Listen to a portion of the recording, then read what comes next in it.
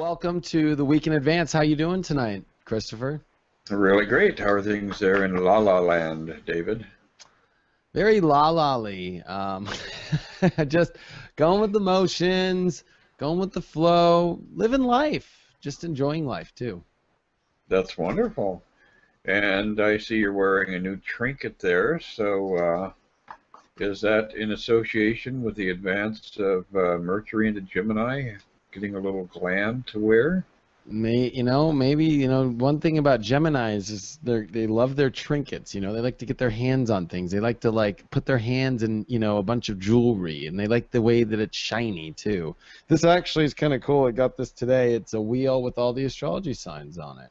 So nice. So kind of additionally validating your career in the interpretation of the movements of the heavens, and that's kind of nice. It is. I love to rock it. There needs to be more astrology apparel out there, and that's been one of my dreams. Eventually, when everything gets into motion correctly, there'll be a lot of cool T-shirts that I make, Leo King astrology shirts for each sign. That's what I've been planning for a couple years. That should be really good. Actually, on what is it, Zazzle, I have all 12 astrological signs. I created images for them a few years back, and if people stop by my Facebook page, I'll go ahead and load those up again, because you can get them either as a mug, as a mouse pad, as a card. So yeah, I have your mug. I have your mug. Yeah, did you get it, or did someone give it to you for Karen Thompson gave it to me. Yes. Yeah. Yeah, and that mug actually, or that image for Leo, I thought was pretty rocking. That all three of the fire signs that I did were pretty intense. Yeah, I mean, it's super bright. The mug is just like it totally is very Leo. So, yeah, and actually, you and I are recording this as the moon is leaving Leo right now. Exactly. Yeah, and we got a really nice week coming up here. Especially there's some big transits happening. We've got well, let's start I guess with the weekend that we're coming into first. In my view, I think this Sun opposition to Saturn is a big one that's coming up this weekend. Well, I think it has a potential to definitely solidify the work that people are doing as far as inner transformation, because Saturn is a crystallizing kind of planet. You look at the planet itself, and there's a big orb, and there are the rings around it. And those rings kind of confine the planet. They keep it from expanding even further. And within that, you get that idea that Saturn demands that everything be very finely honed, very finely detailed. And I think since Saturn has been doing this retrograde dance in Scorpio, it's going deep within. It's asking us to refine all of those hidden areas, all of those, old animosities, that poison that we carry with us when we have bad feelings about others, when we carry animosity towards others.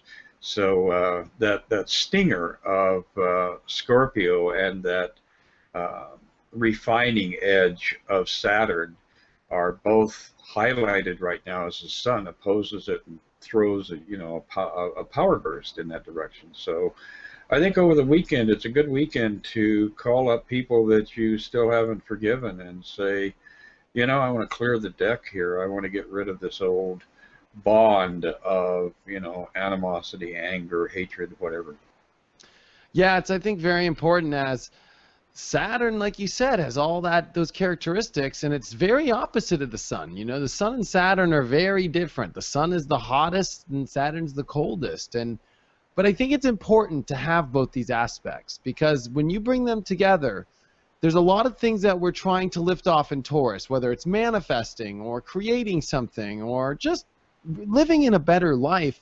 And Saturn is teaching in Scorpio that there are some things to get to the bottom of, whether it's animosity like you described, maybe it's just your truth, maybe you need to step more into your truth, Maybe there's some sort of deeper emotional feeling, whether it's something you haven't unveiled yet, because Saturn likes to unveil things. It's wanting to see things. It's wanting to bring them up to the surface. And I think this weekend we face a lot. We face, what do we need to bring up to the surface? I think it's so important to start looking at this so we can manifest the best life. And this is important as well because we're going to have a full moon coming up this week, which will be, right, a full moon in Scorpio, the sun in Taurus. And it's almost like it's a pre-full moon kind of happening with the Sun-Saturn opposition as, you know, maybe what is it that we can connect with deeper and emotionally, because we need to have that for Taurus to work right. One thing about all the signs is the reason why we have both halves of the signs is when they work together, you get the best of the energy. And when Scorpio and Taurus work together, when you have the emotions bridged with the enrichment of your values and what you're going to create in reality physically, you can create anything and receive anything you want in your life. And I think it's important for us to start to look in these areas now this weekend is what is it we want to receive? What is it that we're wanting to build? And can we be honest with ourselves and facing the energy of how these two areas need to work together? Yeah, that's exactly right. And, you know, as we initiate this coming week, on Friday we have the moon dancing around in Virgo, so it'll be in a nice position of being enshrined to the sun in Taurus. And then as the moon continues to accelerate over the weekend, it'll be galloping across good old Libra there and having, you know, that little magic interaction with Mars. It'll be setting off some fireworks with Uranus and Venus, and that really is going to kind of energize the weekend for people, I think, because we have Mars in opposition to Venus and Mars in opposition to Uranus. Venus will be in conjunction, moving into that conjunction with Uranus, and the moon will be the first part of next week firing off all that energy. So it's going to be interesting to see what relationships show up over the Saturday, Sunday, Monday, because my experience has been that whenever Venus is in the spin, it highlights relationships and how you perceive others. And when we have a Moon-Venus conjunction, it's very loving, very, you know, open-hearted, open-handed. But when we have a moon in opposition to Venus, you tend to look at the flaws in people all of a sudden. You become somewhat judgmental. It brings out that kind of edginess. And so with these other very powerful players, with Mars in the spin, Uranus in the spin, it could be one of those weekends where you actually do look at your partner and say, damn, you know, shave, get a haircut, do something. So it's going to be, you know, a weekend of being a little bit picky, and of course with Venus, with Mercury and Gemini, people are going to voice their opinions. Well, what a weekend! Two huge oppositions: Mars and Venus, Saturn and the Sun. So we have the hot and cold energy. Then we have Mars and Venus, the masculine and feminine opposing, on top of Mercury squaring Neptune this weekend. So this weekend could be, I'll be honest, it could be a little confusing, trying to sort out the facts, the details, and more importantly, what is divine, what is not divine, what is guided, what is not. You know, what is your intuition saying? What's your logical mind trying to figure all this out? This could be one of those really dynamic weekends, like you say. Like it'll be interesting to see what happens in relationships. It could be some really hot and some really cold energy happening. This could be some big directions taken and some ones taken in other directions, as the Sun and Saturn are going to bring up a lot of decisions, I think, because the Sun opposing Saturn.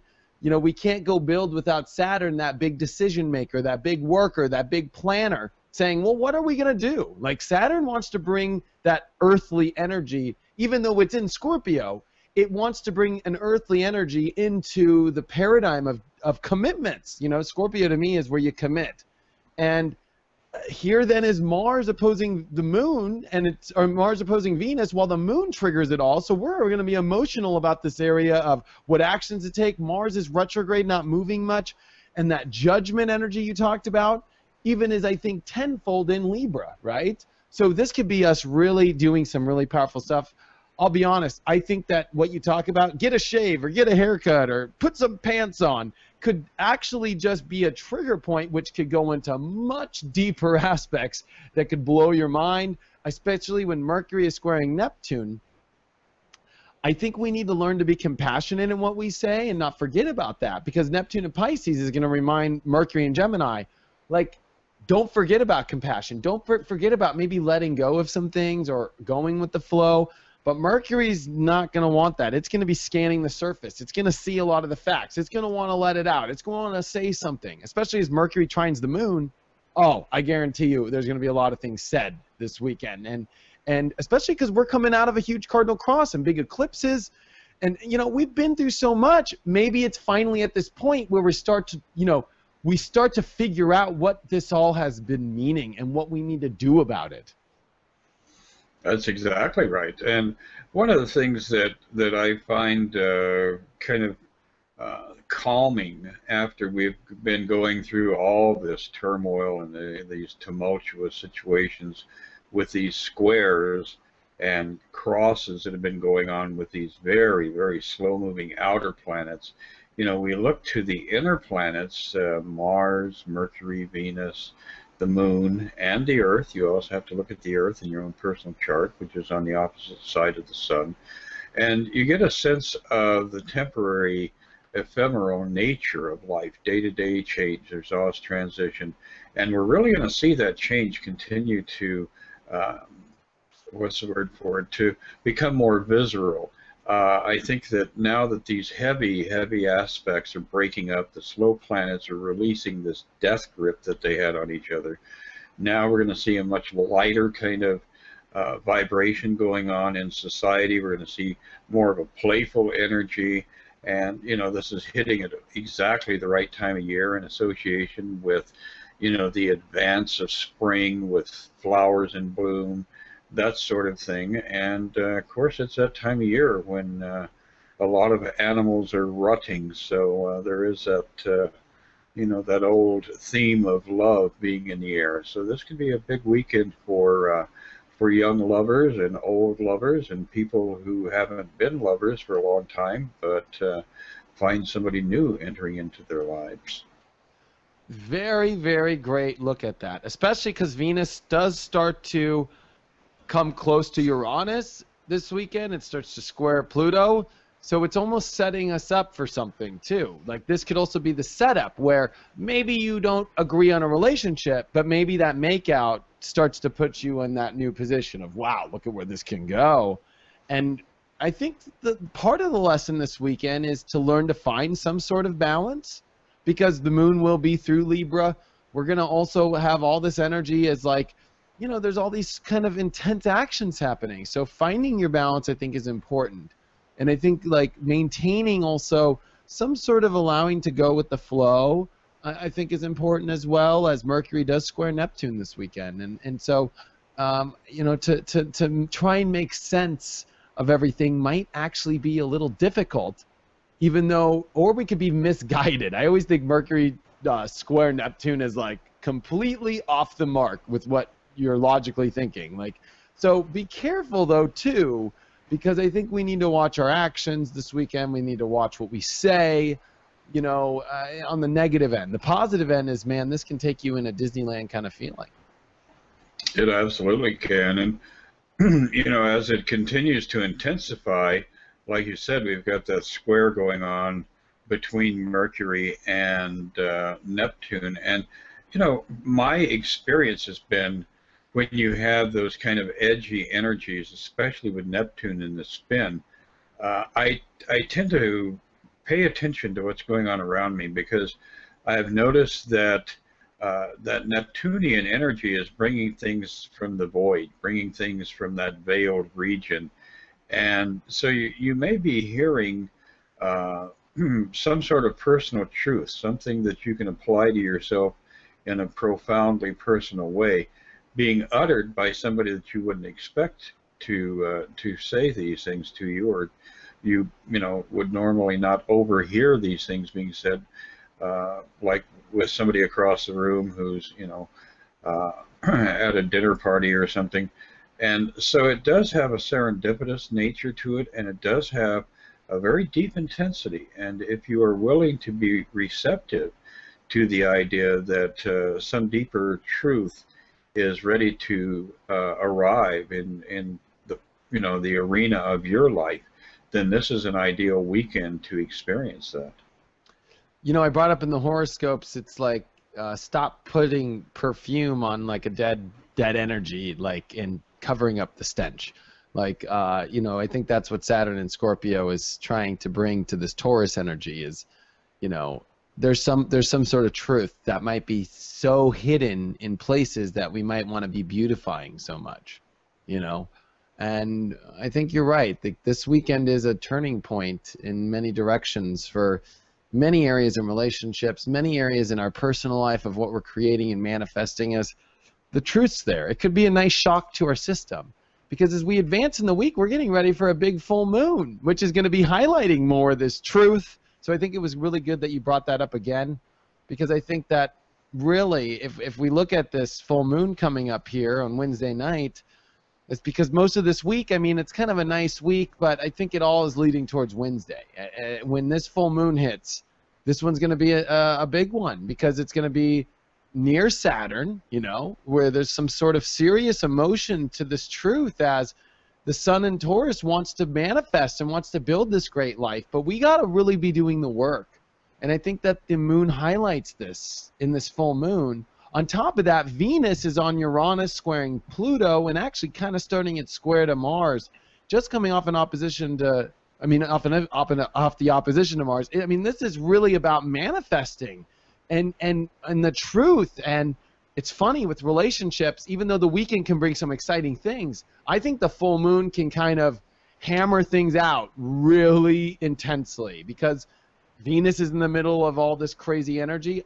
Wild things can happen, big pressures on commitments as Pluto squares Venus. There's a lot turning this week. It's definitely not going to be a boring week. Very, very true.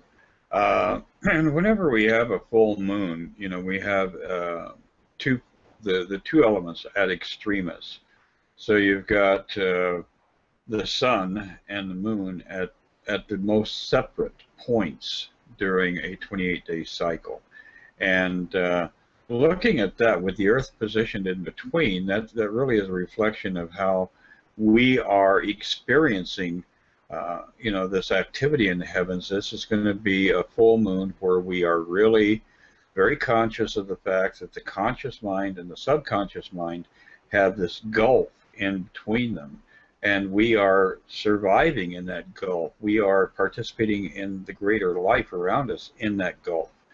So it's almost like being at the Grand Canyon, and at the bottom of the canyon in many ways with the extreme sides very, very clearly defined around you.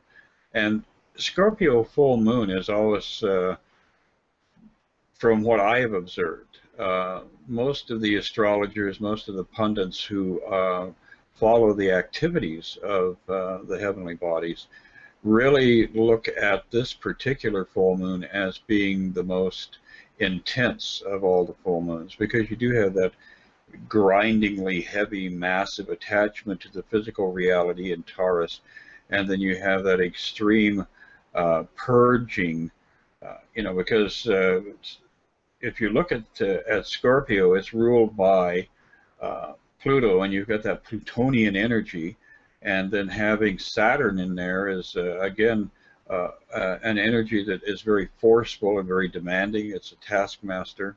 So yeah, this full moon is going to be a full moon where you can get huge realizations about your own dualistic nature, and then be able to start working on reconciliation, pulling things back together so that inner harmony starts to have the effect on your outer world, and then you're able to see outer harmony start to arrive. So this could be a very big pivotal point for a lot of people, realizing, oh, I've been doing this for years, and now I can see it's very self-defeating. Why the hell am I doing this?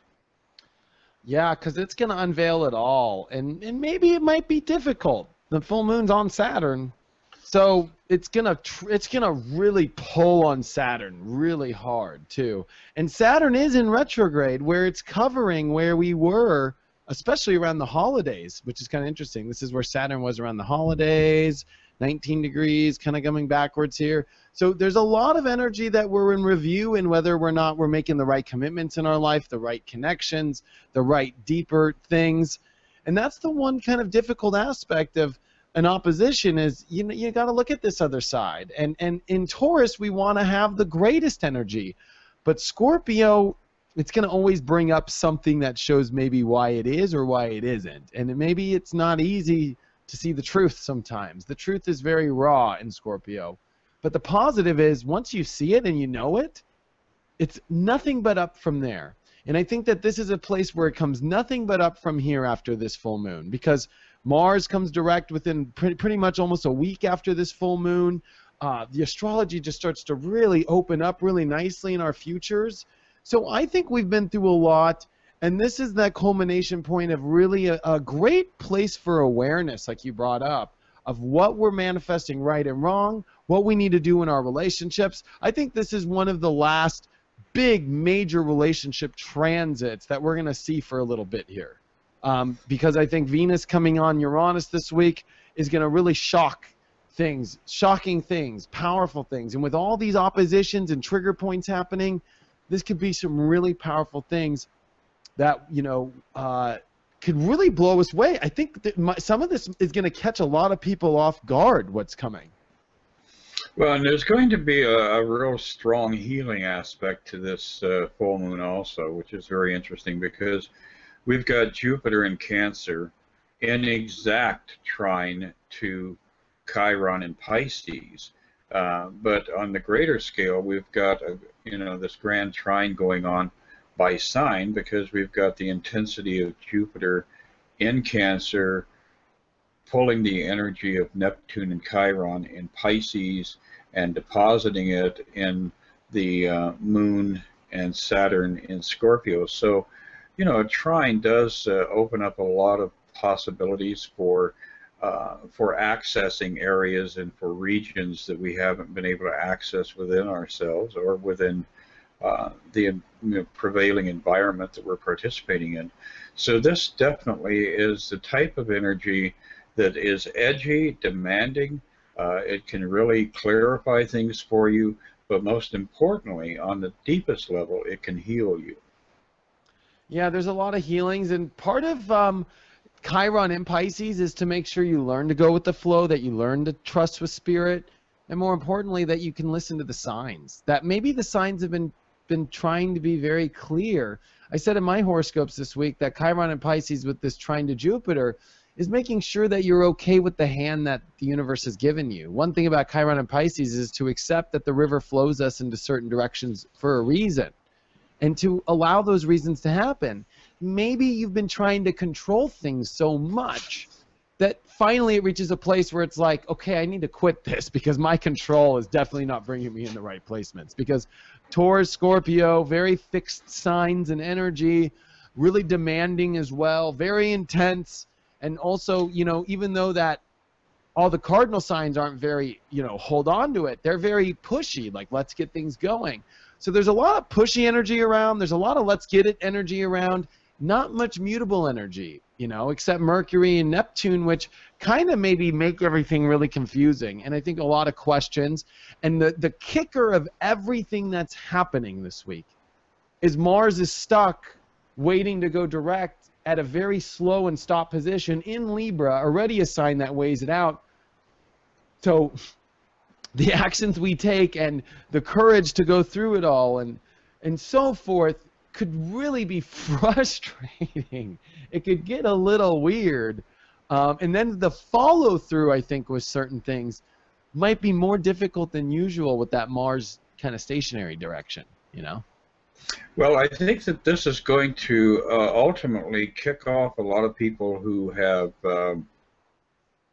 been thinking about and talking about either doing a blog or writing a book or starting to do videos like we're doing. because with Mercury, the great communicator, in its natural home in Gemini, in trine to Mars in Libra, we're going to get a surge of that energy of inspiration, and we're going to really want to start making it happen, arriving at a point where we're actually, sitting down at the keyboard and pulling up an idea, creating a vision, and then posting it somewhere on the internet to share it. So I think a lot of people are going to start to feel that desire to exercise that creative muscle. And then when we do watch Mars turn around and start to advance, that's when we're really going to see, the implementation of this energy. So if you've been thinking about doing something with communication on a larger scale, this is a time to put the seeds into the ground. This is a time to start, pulling up reference points that you can work with, because this is a very powerful time for creative energy. Yeah, that's what all these, all the energy around, especially Venus on Uranus. Epiphany central, crazy powerful things, shocks out of nowhere in our creative energies, and also defining in what we want. And I think that this week, even though there's so much happening, and honestly, you and I could probably sit here and do a 2-hour show on this week. I'll be honest. That's how much stuff's going on. I think the main lesson of this week really is, like, are you really living in your truth? Are you really manifesting from the best place possible? What are the deeper emotional commitments that you need to pull up? More importantly, though, what are the things you need to face? Maybe there's some sort of new actions you need to take in relationships. Maybe there's some sort of new action you need to take in creating the values that you want, stepping more into this creativity, asking the questions, looking deeper into things, maybe even getting lost a little bit to kind of help us be found. That's how Pisces works. It works through unconscious and conscious waves, and Mercury is flying fast. As you and I record this on Wednesday the 7th, it's at 0 degrees Gemini. By the time the full moon hits, it's already at 11 degrees, almost going up all the way to 15. Like, it almost goes through the all of Gemini in a week. This is Mercury at its fastest position, especially in Gemini. It's at its fastest.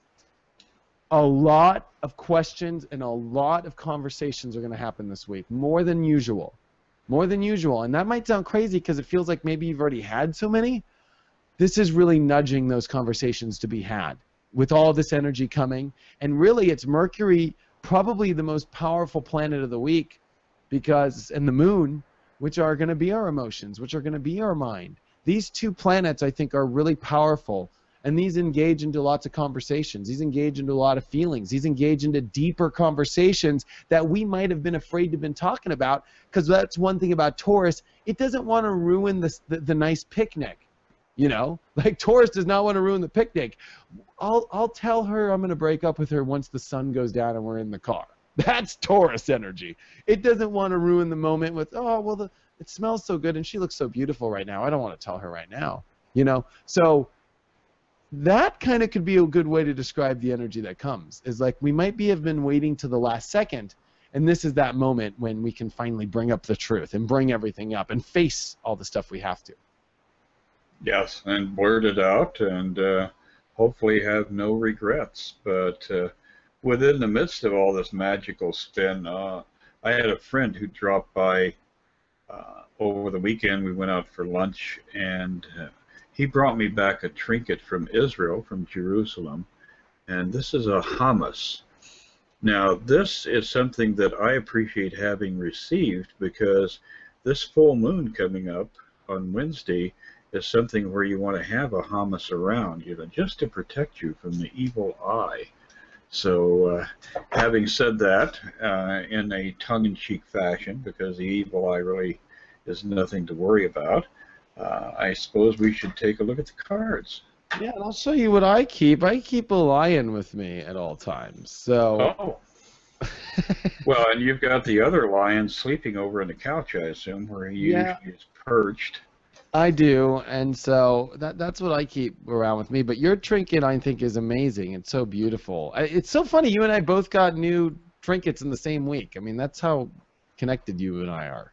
Yeah, there's definitely a synchronistic rhythm going on here, and I like the fact that yours is from a shaman who is a practitioner of the elemental arts, which is very cool. Yeah, an African shaman too, and yeah, I've got these cool new bands. You know, turquoise. This looks blue, but it's turquoise. I've been wearing a lot of color, and especially in Africa, the males wear lots of bright colors, and I want to be wearing more bright colors. I manifest very well with bright energy. That's cool. And that's very leonine. You know, my kid, the Leo, and my grandson, the Leo, they all have their, what's the word for it, their peacock moments when they need to spread their tail and show off all their colors. Well, we start off the weekend with the Eight of Cups, which is not so much a prevailing mood as just the universe reminding us that as we move more in the direction of this coming full moon, we want to really be able to release the past. So this is a big weekend for looking very deeply into the things that you have attachments to, deciding what is worthy and what is not worthy, and then discarding that which is unworthy of your attention and your energy. So as you begin the weekend, you definitely want to pull the plug on, you know, a lot of that old habitual stuff that's been hanging around for a while.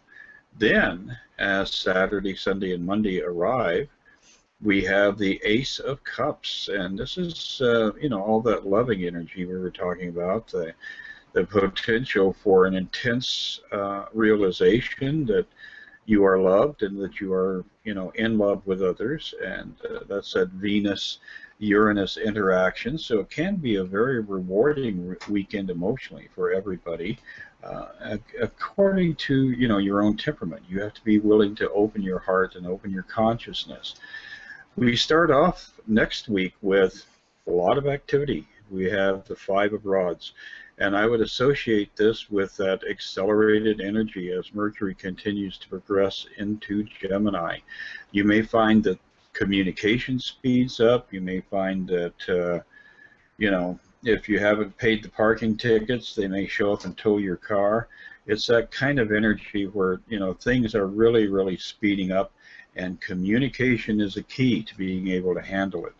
This full moon, as we arrive at Wednesday, has immense potential. We have the Star card. And once again, as I usually reiterate, as the Disney character Jiminy Cricket said, when you wish upon a star. The potential is immense with this full moon. It's going to be one of the strongest full moons of the year.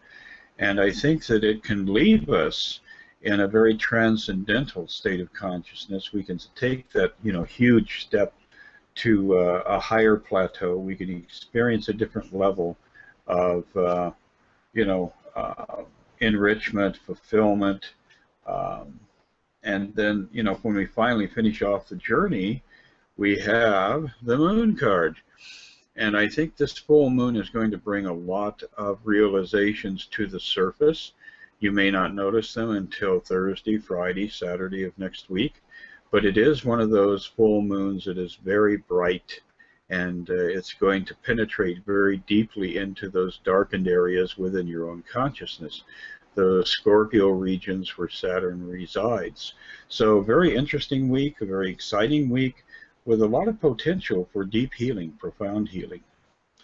Wow, that Eight of Cups, lots to leave, and those are those oppositions, just, you know, facing things. When you face things, you realize, gosh, I need to walk in a new direction now. And a lot of powerful cards. I mean, Ace of Cups really, I think, is a rejuvenation like you talk about, but powerful major arcana, the Star card coming in, the last card you just pulled. I mean, there's a lot of the moon. I mean, there's a lot of energy that's brewing this week. And I think we need to go with wherever it goes. I think that's what Neptune and Pisces teaches. Like, well, if it just goes down that road, maybe you shouldn't trip out so much. This is also Chiron and Pisces.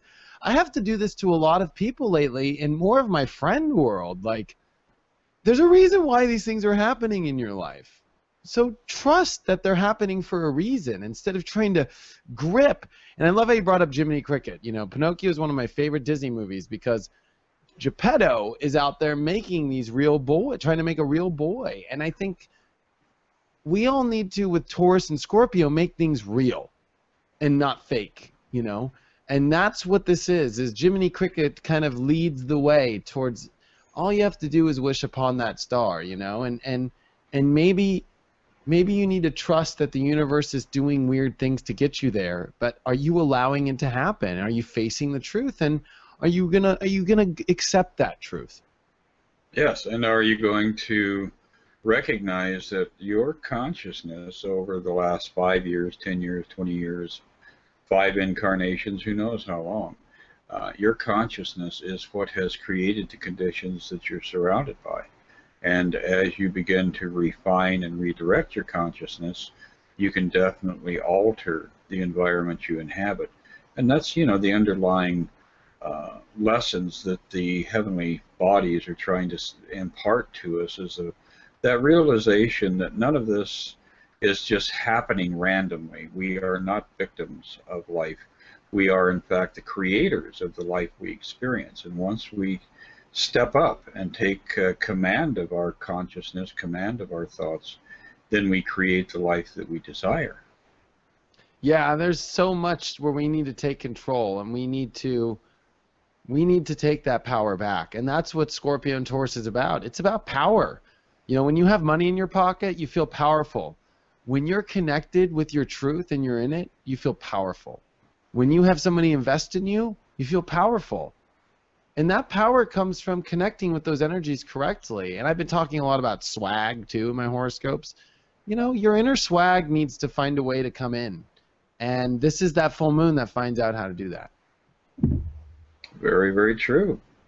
And the Leo King is going to, the Leo Prince is going to go find his own swag.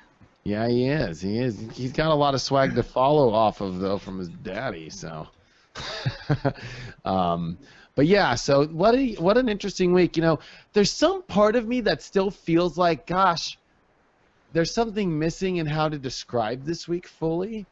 And I'll be honest, but I think that's kind of part of it with Mercury square Neptune and all this stuff. Like, I think when we come out the other side of this, there's some stuff that we're not supposed to fully know. And I think that is what makes this exciting, is the unpredictability that kind of comes with this week.